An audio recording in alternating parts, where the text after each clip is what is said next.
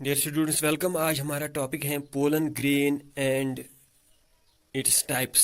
हम आज की क्लास में पोलन ग्रेन का स्ट्रक्चर देखेंगे, पोलन वाल देखेंगे और थोड़ा बहुत हम ये भी देखेंगे कि पोलन ग्रेन के टाइप्स या इसकी क्लासिफिकेशन कैसे की जाती है। पिछली क्लास में हमने देखा था कि जो एंथर है, एंथर में जो चैम्बर्स होते हैं माइक्रोस्पोरेंजियम या पोलन चैम्बर्स, उन्हीं में माइक्रोस्पोर्स बनते हैं मियोसिस से। माइक्रोस्पोर मदर सेल जो कि डिप्लॉइड है उसकी मियोसिस होती है और माइक्रोस्पोर्स बनते हैं। पहले ये टेट्राड में होते हैं, फिर ये अलग हो जाते हैं। ये चार चार जो हैप्लॉइड स्पोर्स होते हैं। इसी माइक्रोस्पोर के अंदर डिविजन्स होते हैं, जेनरेटिव सेल और वेजिटेटिव सेल बन जाते हैं। जेनरेटिव सेल से फिर बाद में दो मेल गैमेट्स बनते हैं। ये जो तीन सेल्स अंदर हैं, दो मेल गैमेट्स और एक वेजिटेटिव सेल, ये तीनों ओबियसली हैप्लॉइड हैं। ये तीन सेल्स इकट्ठे मिला के मेल गैमेटोफाइट को रिप्रेजेंट करते हैं, यानी पोलन ग्रेन ही मेल गैमेटोफाइट है। 9th-10th में शायद आपको एक कन्फ्यूजन रहा होगा कि पोलन ग्रेन ही मेल गैमेट है। नहीं, पोलन ग्रेन मेल गैमेटोफाइट है। पोलन ग्रेन एक वेल डेवलप्ड स्ट्रक्चर है जिसका एक सिग्निफिकेंट डिफरेंट वाल है। वो सिंपल सेल वाल नहीं है बल्कि एक डिफरेंट वाल है वो, जिसे हम पोलन वाल कहते हैं, जिसमें एक्सिन और इंटीन होता है जो मोस्टली सुपोरोपोलिनिन का बना होता है। तो बाहर से इसमें एक वेल डिफाइंड यूनिक वाल है और अंदर इसमें तीन सेल्स होती हैं, दो मेल गैमेट और एक वेजिटेटिव न्यूक्लियस। इसको हम पोलन ग्रेन कहते हैं, या ये मेल गैमेटोफाइट को भी रिप्रेजेंट करता है। इसी पोलन ग्रेन के अंदर मेल गैमेट्स हैं। जैसे कि मैंने आपको बताया स्ट्रक्चर की जब हम बात करते हैं तो सबसे इम्पॉर्टेंट चीज़ जो पोलन ग्रेन में है वो है इसका वाल, पोलन वाल। पोलन वाल दो डिफरेंट पार्ट्स का बना है। एक तो बाहर वाले पार्ट का जिसे हम एक्सोस्पोर कहते हैं या एक्सिन। ये जो आप बाहर देख रहे हो बहुत ही थिक, जिसमें स्कल्पचरिंग है, छोटी छोटी जो माइक्रो स्कल्पचरिंग पैटर्न्स बने हुए होते हैं। और ये मोस्टली सुपोरोपोल, इसमें उतना सेल्यूलोज वगैरह नहीं होता, लेकिन ये मोस्टली सुपोरोपोलिनिन का बना होता है। और एक बात ये कि इसको जो एंथर, जब मैंने आपको पढ़ाया था वहाँ हमने कहा था कि उसमें एंथर वाल में, पोलन वाल नहीं, हम एंथर वाल की बात अगर हम करें तो वहाँ पे एंथर वाल में हमने देखा था कि वहाँ पे भी लेयर्स हैं, बाहर एपिडर्मिस, मिडिल लेयर, एंडोथीशियम और जो है सबसे अंदर टैप्टम। टैप्टम मैंने आपको बताया था कि वहाँ से टैप्टम न्यूट्रिशन प्रोवाइड करता है माइक्रोस्पोर और पोलन ग्रेन डेवलपमेंट के लिए। न्यूट्रिशन के अलावा टैप्टम से एक्सिन के लिए वाल मटेरियल आता है। तो एक्सिन बाहर से बनाया गया होता है। एक्सिन का जो मटेरियल होता है, एक्सिन का जो नेचर है वो सुपोरोफिटिक है। पोलन ग्रेन खुद में हैप्लॉइड है, लेकिन इसका जो वाल है, बाहर वाला वाल एक्सिन या एक्सोस्पोर, डेट इज सुपोरोफिटिक क्योंकि वो एंथर से आया है।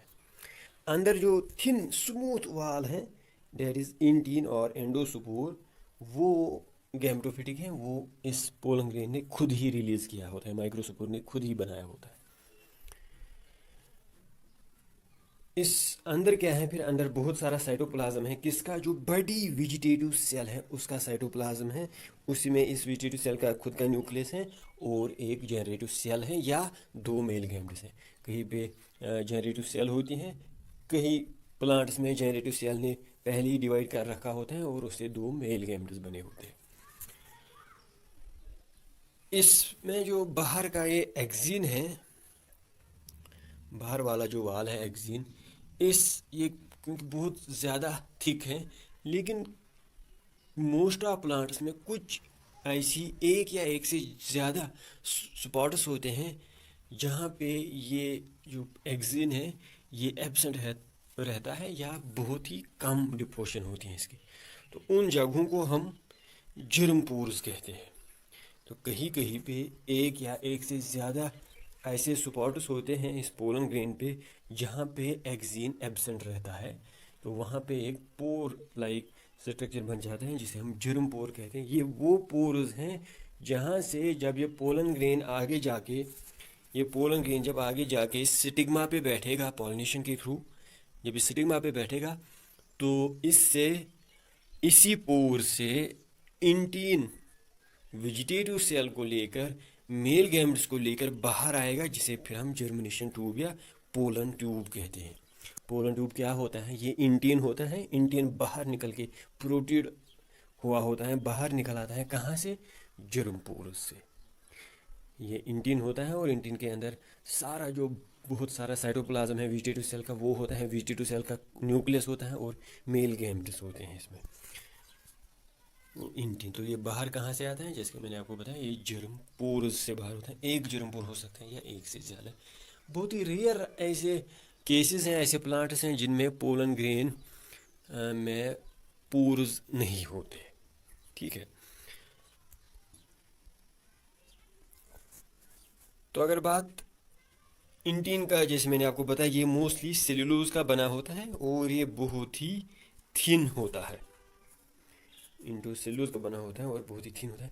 एक्सिन जो बाहर वाला वाल है, एक्सोस्पोर है, वो बहुत ही थिक होता है, बहुत ही ब्रॉड होता है और बहुत ही स्ट्रॉन्ग होता है। इसमें छोटे छोटे पैटर्न्स बने होते हैं बाहर की सरफेस पे इस एक्सिन को, जो यूज़ होते हैं पोलन ग्रेन आइडेंटिफिकेशन के लिए। तो अलग से एक स्टडी है, एक स्टडी फील्ड है जिसे हम पैलिनोलॉजी कहते हैं। पैलिनोलॉजी में हम पोलन ग्रेन्स की जो शेप्स हैं और पोलन ग्रेन्स की हेल्प से आइडेंटिफिकेशन पढ़ते हैं।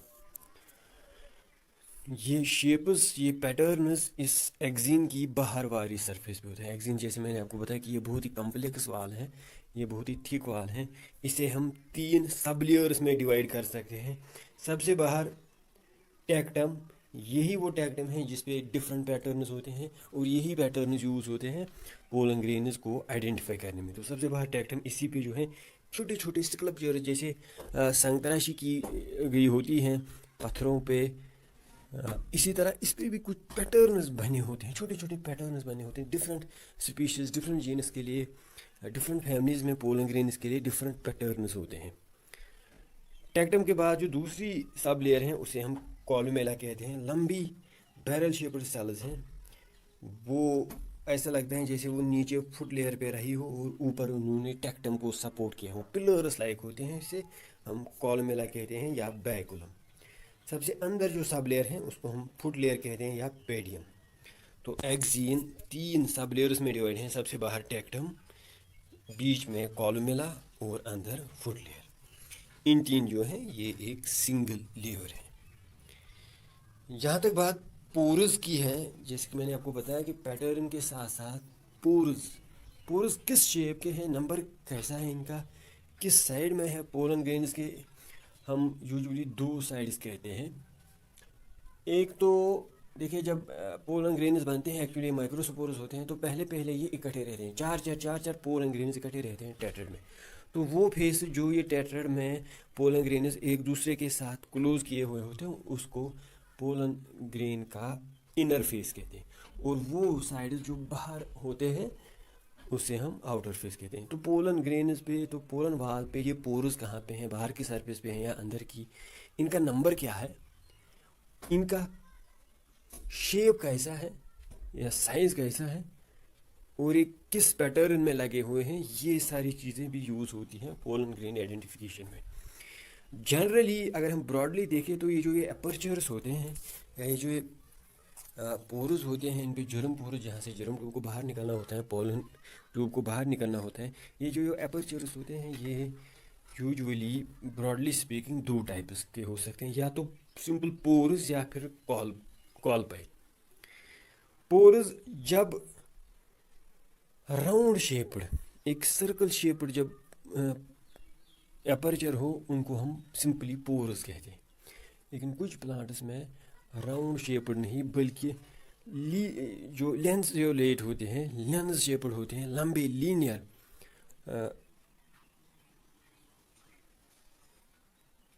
जर्म पोरस होते हैं, एपर्चर्स होते हैं, उनको हम कॉलपाई कहते हैं। फिर से मैं रिपीट करूँ, एपर्चर्स 2 किस्म के हो सकते हैं, या तो सिंपल सर्कुलर राउंड पोरस या फिर लंबे लीनियर इलिप्टिकल या लेंस शेप्ड कॉलपाई। तो वो पोलन ग्रेन जिनमें कॉलपाई हैं उनको हम कॉलपेट कहते हैं, और वो पोलन ग्रेन्स जिनमें पोरस हैं उनको हम पोरेट कहते हैं। फिर से, अगर पोरस हैं तो पोरेट, अगर कॉलपाई हैं तो कॉलपेट। लेकिन ऐसे भी केसेस हैं जहाँ पे पोर की जो जर्म एपर्चर होता है उसकी शेप थोड़ी बहुत कम्प्लेक्स होती है। अंदर लगता है ये पोर है और बाहर से अंदर एक पोर लाइक स्ट्रक्चर होता है और बाहर से लेंस शेप्ड एक्सटेंशंस भी होती हैं। तो जब पोर भी प्रेजेंट हो और कॉल्पस भी प्रेजेंट हो इकट्ठे, ऐसे पोलन ग्रेन्स को हम कॉलपोरेट कहते हैं। फिर से पोरेट जब सिर्फ पोरस प्रेजेंट हो, कॉलपेट जब कॉलपे हो, और कॉलपोरेट जब दोनों प्रेजेंट हो। अब डिपेंड करता है, अगर एक पोर है तो पोलन ग्रेन को हम मोनोपोरेट कहेंगे, अगर दो पोर्स हैं तो हम बाई पोरेट कहेंगे, इसलिए ट्राईपोरेट। इसी तरह जो है ये जो कॉल्पे हैं, अगर एक हैं तो मोनोकॉल्पेट, अगर ज़्यादा हैं तो दो हैं डाइकॉल्पेट, ट्राइकॉल्पेट। यूजुअली डाइकॉटस में कॉल्पेट होते हैं और मोनोकॉटस में यूजुअली पोरेट होते हैं। और नंबर के हिसाब से डाइकॉटस में अक्सर हम ट्राइकॉल्पेट पोलन ग्रेन्स देखते हैं। सो पोलन ग्रेन के अंदर क्या है, जैसे कि मैंने आपको बताया, वहाँ बहुत सारा साइटोप्लाज्म है वेजिटेटिव सेल का। वेजिटेटिव न्यूक्लियस खुद है और दो मेल गैमेट्स हैं। जब स्टिग्मा पे भी ये पोलन ग्रेन बैठेगा तो एक्सिन से इंटरेक्शन होगी स्टिग्मा के साथ। इंटीन पे भी फैक्टर्स हैं, गैमोफिटिक फैक्टर्स, वो भी इंटरेक्ट करेंगे स्टिग्मा सरफेस के साथ। और फिर जब कंपैटिबिलिटी होगी उसके बाद जो है जर्मिनेशन ट्यूब बाहर निकल के आएगा इसी पोर से, और स्टिग्मा के थ्रू, स्टाइल के थ्रू